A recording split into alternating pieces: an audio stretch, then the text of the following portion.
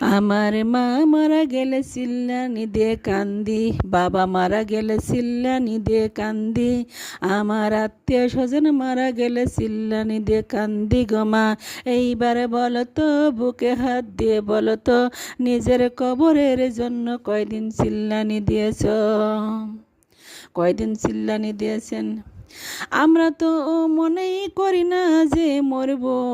আমার আল্লাহ পাক রব্বুল আলামিনের দোস্ত হাবিব নবী করিম সাল্লাল্লাহু আলাইহি সাল্লাম ডাক দিয়ে বলতেছেন, ও আমার উম্মতিরা, তোমরা বুকা, এত বুকারে বুকা, আমার আগে জানা ছিল না।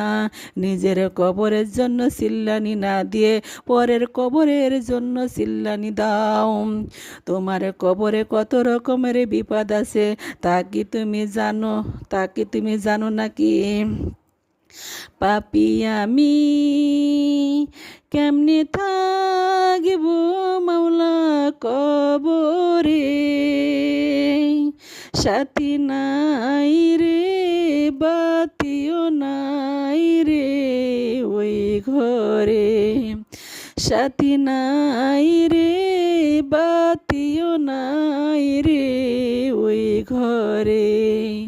পাপী আমি কেমনে থাকবো মাওলা কবরে, সাথী নাই রে, বাতিও নাই রে ওই ঘরে।